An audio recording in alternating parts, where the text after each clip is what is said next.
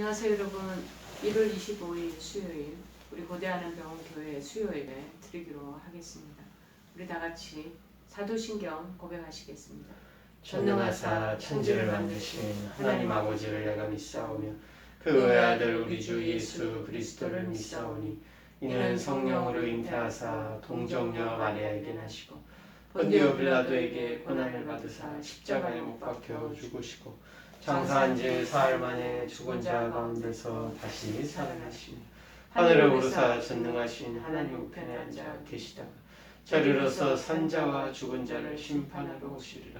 성령을 믿사오며 거룩한 공예와 성도가 서로 교통하는 것과 죄를 사하여 주시는 것과 몸이 다시 사는 것과 영원히 사는 것을 믿사옵나이다. 아멘. 오늘 하나님께서 저희들에게 주시는 말씀은 시편 말씀 보시겠습니다. 시편 39편 12절 13절 말씀입니다. 시편 39편 12절 13절 말씀이 되시겠습니다. 831쪽입니다. 831쪽 시편 39편 12절 13절 내용입니다. 우리 다 찾으셨으니 제가 봉독해 올리겠습니다. 여호와여 나의 기도를 들으시며 나의 부르짖음에 귀를 기울이소서. 내가 눈물을 흘릴 때 잠잠하지 마옵소서. 나는 주와 함께 있는 나그네이며 나의 모든 조상들처럼 떠도나이다. 주는 나를 용서하사 내가 떠나 없어지기 전에 나의 건강을 회복시키소서. 아멘. 오늘 본문 말씀의 우리 제목은 기도에 대한 내용입니다. 기도를 들으시며 귀를 기울여 주소서 이렇게 제목을 정하겠습니다. 기도를 들으시며 귀를 기울여 주옵소서. 오늘 12절 말씀에 나의 기도를 들으시며 나의 부르짖음에 귀를 기울이시고 내가 눈물을 흘릴 때 잠잠하지 마옵소서. 이렇게 본절에서 시인은 기도, 부르짖음, 이제 점점 이제는 눈물 이 단어를 점층적으로 사용하고 있습니다. 그래서 하나님이 어찌 보면 긍휼을 애타게 간구하는 자신의 절박한 그런 심정을 여기에 묘사하고 있는 거죠. 그러면서 참으로 자기 12절 하반절에 보니까는 객이 되고 자기가 거류자가 된다. 나그네이며 또 떠도는 사람이 된다. 이 나그네에 대한 이 얘기는 유랑자를 얘기하는 유랑하는 사람, 특별히 자기 고향이 아닌 고국이 아닌 다른 곳에서 일정한 거처도 없이 이리저리 돌아다니는 사람을 그렇게 객이라고 얘기도 하고 거류자라고도 얘기를 하거든요. 나는 주와 함께 있는 나그네이며 12절에 나의 조상들처럼 떠도나이다. 내가 이곳저곳 안정적으로 있을 곳이 없어서 이곳저곳 이렇게 왔다 갔다 유랑하는 사람에 속하고 있다. 자기 지금 상황을 설명하고 있는 거죠. 즉 시인은 하나님의 기도 응답을 받지 못하는 자신의 신세는 마치 누구와 같냐면은 이 땅에서 아무런 위로나 도움도 받지 못하고 사는 처량한 객이나 나그네 신세일 수밖에 없다라는 것을 고백하고 있습니다. 그래서 자기는 그런 위치에 있을 수밖에 없는 입장이기 때문에 내가 정말 하나님께 기도하는 것이 응답을 정말 너무나 간절하게 원하고 있습니다. 응답받지 못하면 내가 이렇게 눈물로 하소연하고 부르짖으면서 하나님 앞에 애타게 기도에 응답을 해달라고 하는데 못하시는 그 상황에는 마치 내가 이거 어떻게 유리할 곳이 유리 방황하는 자와 같은 그 마음으로 내 마음이 왔다 갔다 그렇게 지금 범민 속에 있다라는 것을 지금 표현하는 거죠. 그래서 13절에 나를 용서하사 내가 떠나 없어지기 전에 나의 건강을 회복시키소서. 떠나 없어지기 전에라는 말은 죽음 일보 직전에 있는 상태를 지금 묘사하는 겁니다. 실제로 이 다윗이 임종에 거의 가까워 왔음을 의미한다고 느낄 수 있는데요. 그 뜻보다는 자기 자신의 고통이 너무 극심해서 거의 완전한 절망 상태에 이르렀다라는 것을 지금 표시하고 있는 겁니다. 이는 3절에서 언급한 바 3절의 앞에 보니까 39절 3절에 내 마음이 내 속에서 뜨거워서 작은 소리로 읊조릴 때에 불이 붙으니 나의 혀로 말하기를. 이 말씀이 지금 자기 고통이 너무 극심하다는 거예요. 그래서 완전 절망 상태에 이르러서 3절에서 언급한 바와 같이 인간적인 그 불만 때문에 마음속에서 막 화가 들끓어오르는 거. 마그마의 그 화산 폭발 이후에 막 용트림하듯이 내 마음속에 이 분노나 화가 들끓어 올라오고 있는 그런 완전히 혈기 있는 모습과는 대조적인 그런 전적으로 모든 것을 이제는 여호와께 맡김으로써 구원의 회복을 요청하는 성숙된 모습을 지금 보여주고 있잖아요. 이제 처음에 3절에 보니까는 막 내 마음이 뜨거워 용암 같습니다. 엎조릴 때 내 몸에 마음에 불이 붙어서 내가 지금 이러지도 못하고 저러지도 못하는 지금 낭패 일보 직전인데 13절에 보니까는 이제 잠잠해가는 이제 주는 나를 용서하사 내가 떠나 없어지기 전에 죽기 전에 나의 건강을 회복시키소서. 자신에게 구원의 놀라운 은혜를 또 회복을 하나님 요청하는 성숙된 신앙인의 모습을 반대급부적으로 보여주고 있습니다. 전반전에는 그렇게 분노의 그 덩어리 속에 있던 본인이 이제는 그 부분이 사그라들어서 굉장히 이제 성숙한 마음으로 하나님께 맡깁니다라는 대조적인 그런 입장을 표명하고 있죠. 일반적으로요, 인간이요, 신앙을 갖지 않는 사람도 위기에 빠지면 부지 중에 무언가 간절히 의지하며 기도하는 마음을 다 갖게 됩니다. 그래서 신앙 교회를 다닌 적이 없고, 안 그러면 어느 종교에 기한 적이 없는 분들은요. 그래서 이제 옛날 우리 어르신들이 보면은 앞마당에 정한 수로 물을 한 바가지 떠나 놓고 거기서 달을 보고 비나이다 하면서 손을 팍 비비면서 우리 어떤 전쟁터에 나간 아들이 무사히 돌아올 수 있도록 해주십시오. 그리고 집 나간 우리 남편 돌아오도록 해주십시오 하고 뭐 이렇게 늘 믿지 않는 사람도 신앙 없는 사람도 그렇게 달을 보고 빌는 그런 모습이 있지 않겠습니까? 이렇듯 기도란 간절하고 진심으로 마음의 깊은 곳에서 나오는 것입니다. 이에 그 중심에 하나님을 의지하는 마음과 신앙이 있는 사람들은 어떻게 하냐? 그러니까는 하나님을 향한 간절한 기도가 끊이지 않는 거죠. 안 믿는 사람도 불신자도 그렇게 하거든요. 정한수 떠놓고 다리를 보고 기도하듯이 무엇보다도 우리가 전지전능하신 하나님을 의지하는 우리 정말 절대자인 여호와를 믿고 있는 사람들은 끊임없이 간절한 기도가 우리 내부에서 끊어져 올라오는 거죠. 사실 기도는 우리가 정확하게 말하면요, 우리와 하나님을 연결해주는 다리와 똑같습니다. 우리 여기 땅에 사는 우리가 하늘에 계시는 하나님하고요, 다리가 연결되어 있는 그 통로가 수단이 뭐냐? 기도라는 것입니다. 자, 그러나 도로가 있어도 여러분 좋은 도로를 아무리 잘 닦아놔도 우리나라에 요새 얼마나 도로가 곳곳에 강원도 지역이나 막 산간 지역에 가도 얼마나 잘 닦아놓는지요. 옛날에는 도로가 없어서 막 꼬불꼬불 그렇게 하면서 다녔거든요. 그렇게 차와 사람들이 그런데 아무리 잘 닦아놓은 도로도 사람들이 없으면 그 도로는 활용되지 못하는 무용지물이 돼버려요.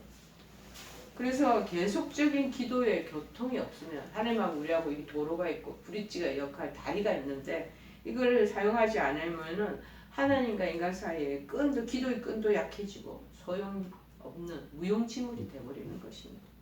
그러기에 우리가 하루하루 그리고 매 순간마다 주님이 들으시도록 기도하는 생활이 늘 있어야 한다는 것입니다. 그리고 그런 기도는 형식적으로 또 되면 안 돼. 습관적으로 그냥 그냥 아침 새벽에 새벽 기도를 늘 다니다 보면 또 그럴 때가 있어요.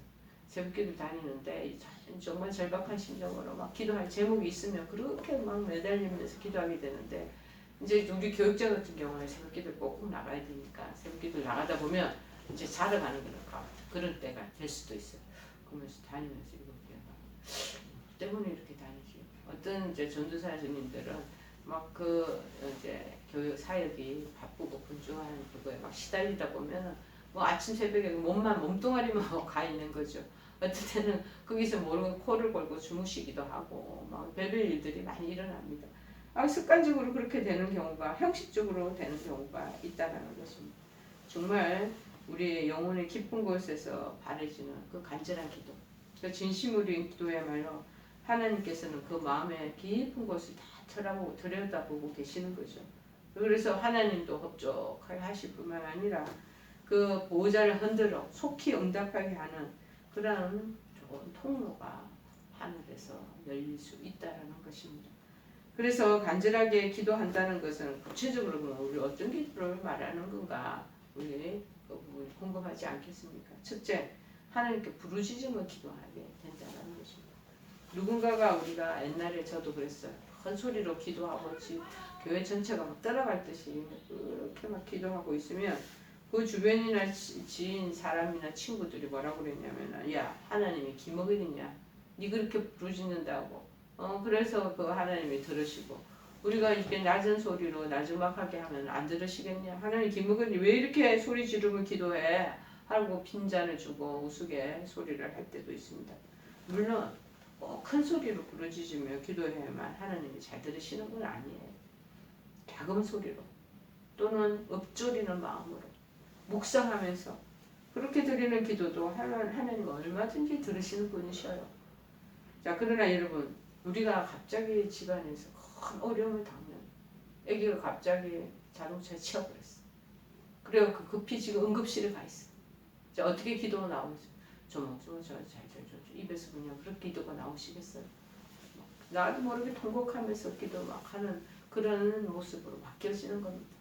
일전에 저희들 우리 병원에 있는 교수님 한 분도 큰 병에 진단을 받고 있으셨는데 이제 사모님이 그 남편 있는 데서는 울지 못하시고 기도실에 저희들 급히 내려오셔서 얼마나 막 대성 통곡을 하고 오시던지요.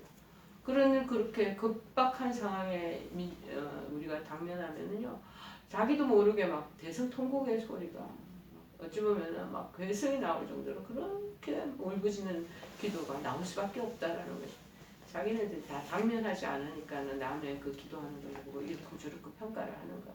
그러니까 본능이 갑자기 내 사랑하는 가족들한테 무슨 일이 발생하면 막 절규가 나오는 것입니다.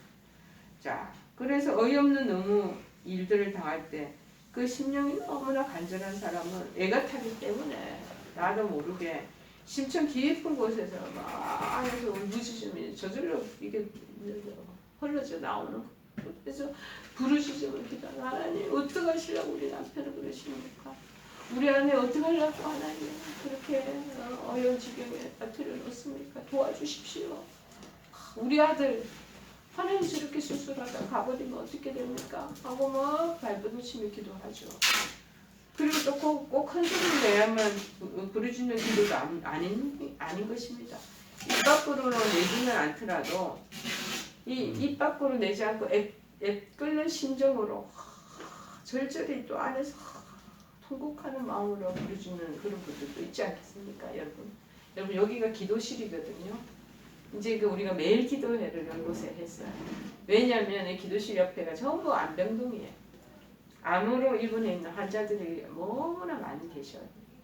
그래서 우리 병원장님이 여기다 기도실을 하나 만들어 놓으시고 항암을 받고 주사도 맞고 하지만 약물도 중요하지만 또 영적으로 힘을 얻고 심리적으로 안정을 취하고 위로를 받아야 되는 그런 공간이 필요하겠기에 이 기도실이라는 곳을 마련해 놨습니다. 그러다 보니까 여기 오는 모든 한우들이나 그리고 보호자들은 너무 간절히 애절하게 기도하시는 그런 분들을 많이 만납니다. 결국 부르짖는 기도란 뭐냐? 그 마음 깊은 곳에서부터 애타게 울려 나오는 심령의 그 간절함을 얘기하는 거죠. 그것이 때로는 입 밖으로 크게 부르짖는 모습도 되기도 하고 또 다른 한편으로는 가슴 저미게 안에서 오열이 입 밖으로 큰 소리는 안 내고 오열이 터져 나오는 경우가 있다라는 거예요. 자, 그러므로 하나님께서는 에레미야서 33장 3절에 뭐라고 기록하시냐면은 너는 내게 부르짖으라 그러죠. 너는 내게 부르짖으라. 내가 알지 못하는 크고 비밀한 일을 내게 보이리라. 부르짖으라고 얘기하시잖아요. 네가 소리를 내서 간절한 그 마음으로 토를 하면서 울면서 그렇게 하든지, 아니면 네 심정에 끌어오르는 소리를 목전 단전에서 끌어오르는 소리가 나와서 그렇게 하나님 앞에 간구하든지 그렇게 하라는 것. 깊은 심령에서 간절하게 부르짖는 그 기도야말로 하나님의 놀라운 응답을 가져온다는 것입니다. 두 번째는 뭐냐? 눈물을 흘리며 기도하는 것. 어릴 때 어른들이 기도하면서 눈물 흘리는 거 보면은 너무나 이상한 생각이 많이 들었습니다. 왜 쑥스럽게 저렇게 울면서 기도를 해야 하나? 얼마나 눈물이 흔하면 저렇게 눈물을 쉽게 흘릴까?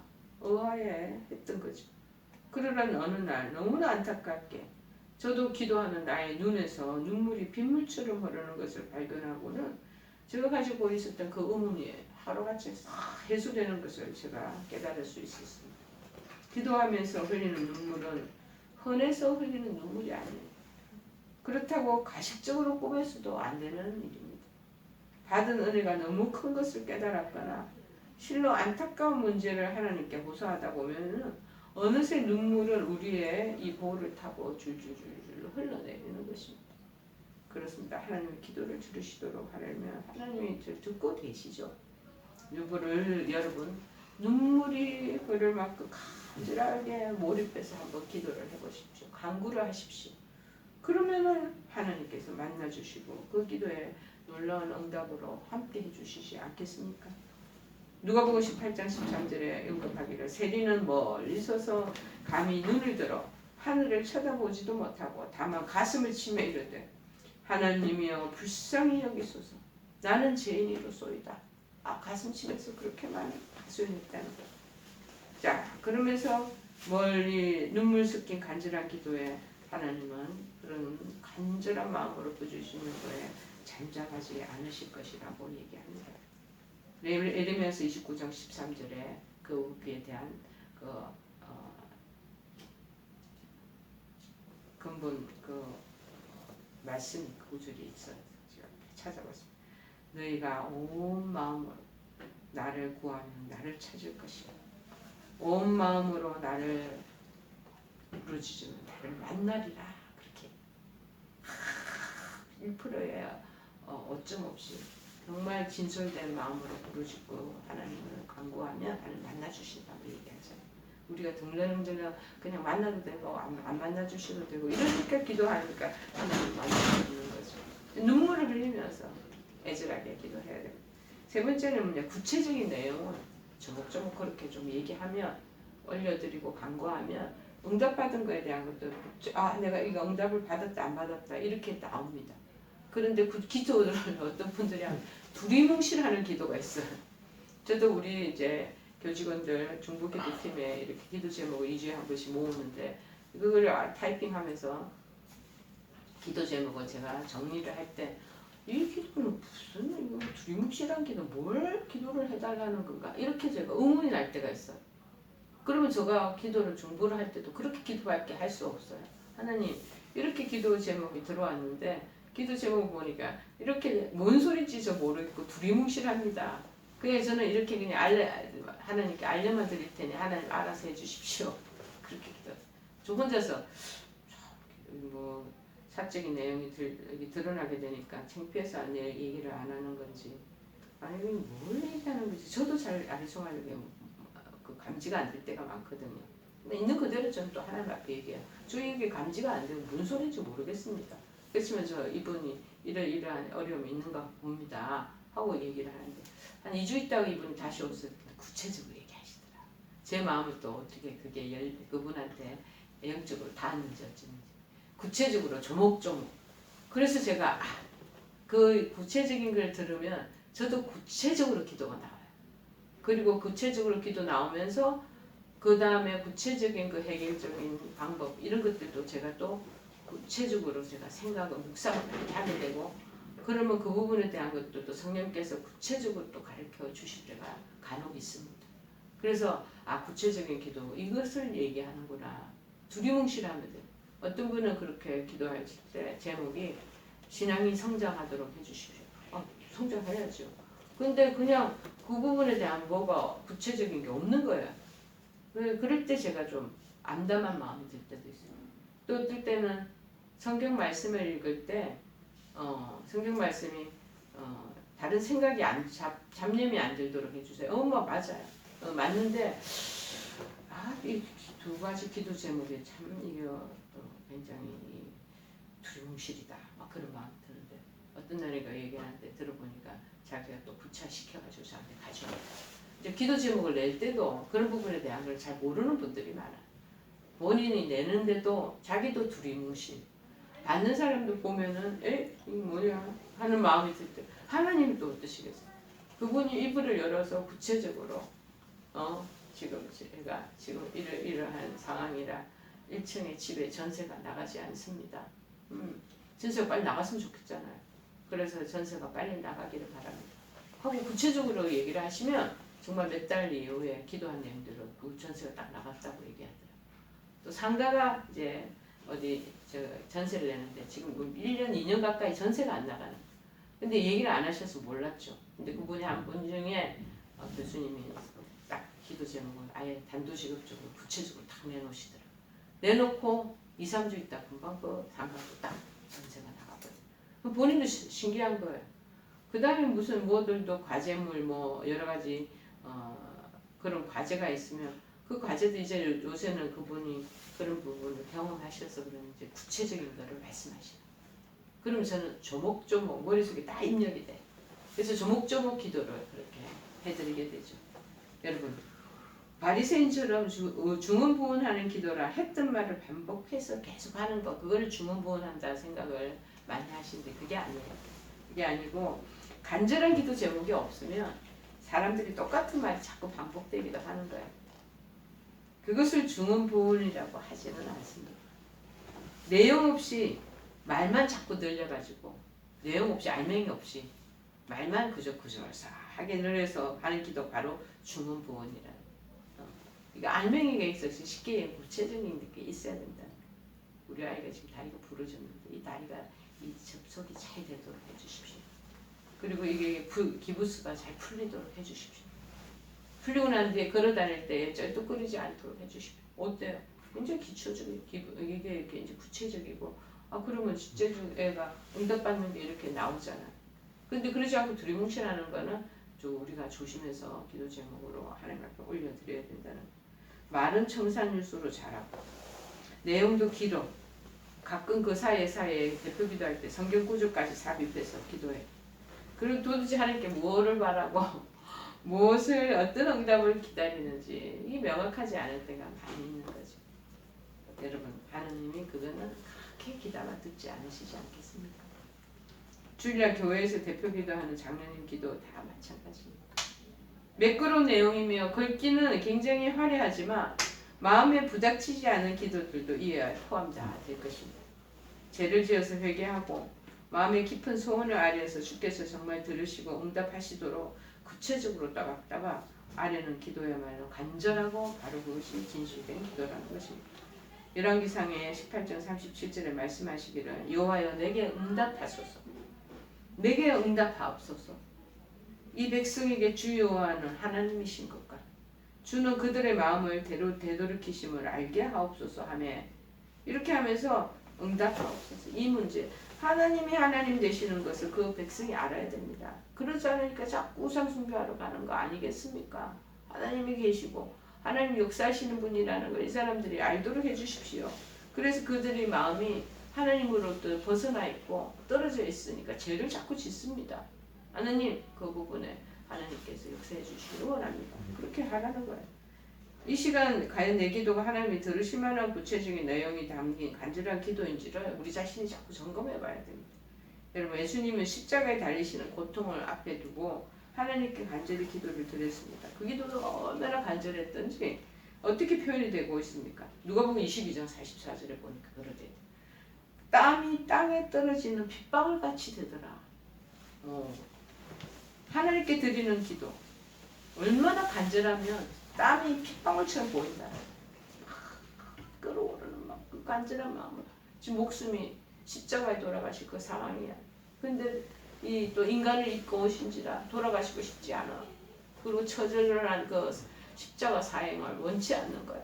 그러니까 하나님 내 이 잔을 내게서 피하게 해주십시오. 거두어 주십시오. 얼마나 피말리는 그런 기도를 하지 않았겠습니까? 저도 이런 기도를 한 적이 있습니다. 얼마나 대수술을 앞두고 너무나 힘들 때 진짜 그 수술장에 들어가는 사람이 나 혼자뿐이에요. 가족들도 아무리 나를 위한다도 나를 대신할 수는 없어. 결국에 나 혼자 들어가야 돼. 우리가 죽음의 순간을 맞이하는 것들도요. 아무리 그냥 자식이 효도를 다하고 아내가 내 그냥 정말 눈에 넣어도 아프지 않을 정도로 나를 위해서 헌신한다도 결국에는 아파서 죽어가는 사람 나 혼자뿐이에요. 외롭게 그 길을 가는 사람 나 혼자라는 거예요. 그래서 그 예수님도 막 십자가에서 지금 목숨이 내가 지금 아무 제자들 다 도망가고 아무도 없는 거예요. 거기에서 어떻게 기도 하나님 앞에 그걸 생각하면서 정말 누가 죽고 싶은 사람이 어디 있습니까? 정말 땀이 피가 되고 핏방울 되는 것처럼 이 진액을 뽑아내듯이 그렇게 기도를 하셨다는 것입니다. 우리 기도 바로 이런 예수님의 간절한 기도 내용을 닮아야 할 것입니다. 간절히 부르짖고 눈물로서 구체적인 내용을 집중하여 드리는 기도, 이러한 간절한 기도가 주님의 놀라운 응답으로 돌아오게 될 것입니다. 여러분 세상에서 가장 귀한 것이라는 어느 예화가 있습니다. 그래서 제가 가져갔는데 하나님께서 천사들에게 명령을 내렸습니다. 세상에서 제일 귀한 것이 무엇인지 가져와 오너라 하고 명령을 내리십니다. 그래서 세상으로 천상에 있다가 내려온 천사들이 맨 처음 금덩어리를 보고 와 이거다. 이거를 가져다 드리면 이거 귀한 거라고 하나님 좋아하시겠다. 그렇게 마음으로 또 한편 마음으로 아니야. 이런 거는 세상에 얼마든지 이렇게 헌에 빠지고 너무 많잖아. 그렇게 해서 마음을 다시 다잡아두고 아니 그럼 금보다 더 좋은 게 뭐지 생각이 다이아몬드. 빛나는 다이아몬드를 딱 움켜쥐고 올라가려고 그랬는데 가만 생각하니 그것도 또 별명이 좋은 거야. 아닌 것 같아. 천사는 하나님이 원하시는 가장 귀한 것이 무엇인지 막 찾아다니고 세상을 막 이곳저곳을 막 두루두루 살펴다녔어. 근데 아무리 이곳저곳을 돌아다녀봐도 5대양 6대주를 둘러봐도 그럴싸한 것을 찾을 수가 없는 거예요. 포기를 막 하려고 아이고 근데 없다 이 세상에는. 포기하려는 참에 옷도 부르짖은다. 소리 나는 곳으로 이제 화들짝 놀라서 다 조심히 다녀가 보니 그 어떤 사람이 꿇어 앉아서 자기의 죄를 회개하고 눈물을 흘리면서 아주 간절히 눈물을 쏟아내면서 자기의 잘못을 구하는 기도를 올려드립니다. 천사가 팍 밀어붙이니 맞아. 바로 저거야. 회개의 눈물이야말로 가장 하나님께서 귀하게 여기시는 거 아니겠어? 천사가 그래서 금으로 만든 그릇에다 항아리에다 그 눈물을 다 담아 하나님께로 가지고 하나님 그렇게 귀한 거 가져왔다고 칭찬을 하셨다는 거예요.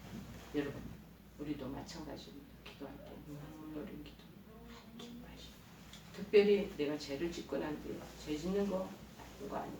짓고 나고 회개하는 거 중요해요. 눈물 흘리며 참회의 기도를 올리는 그 기도 하나님 그에 대해서 무감각하게 생각하지 않으십니다.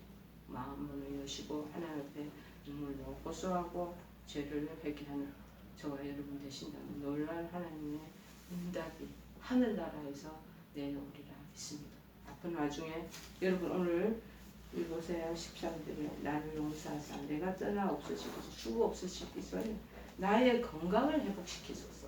병원에 오면 이 건강이라는 게 얼마나 좋은 단어입니까? 건강을 회복시키소서 하고 그렇게 용서를 구하는 기도 해나가시는 여러분 되기를 간절히 축원해 드립니다. 찬송가 363장 찬송하시겠습니다.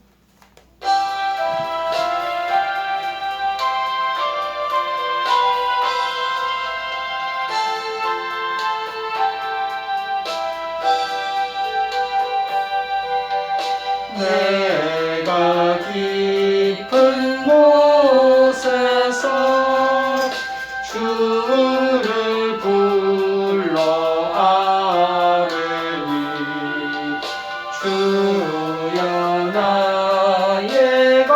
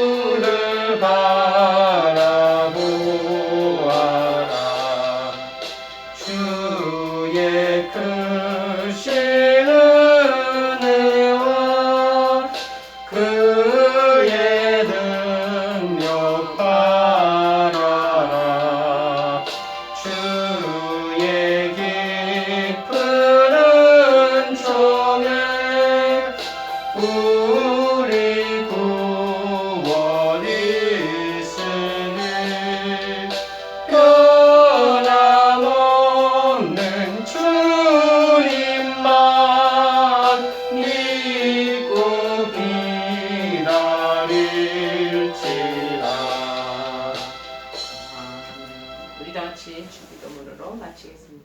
하늘에 계신 우리 아버지여, 이름이 거룩히 여김을 받으시오며 나라의 마옵시며 뜻이 하늘에서 이룬 것 같이 땅에서도 이루어지이다. 오늘날 우리에게 일용할 양식을 주옵시고 우리가 우리에게 죄 지은 자를 사하여 준 것 같이 우리의 죄를 사하여 주옵시고 우리를 시험에 들게 하지 마옵시고 다만 악에서 구하옵소서. 대개 나라와 권세와 영광이 아버지께 영원히 있사옵나이다. 아멘.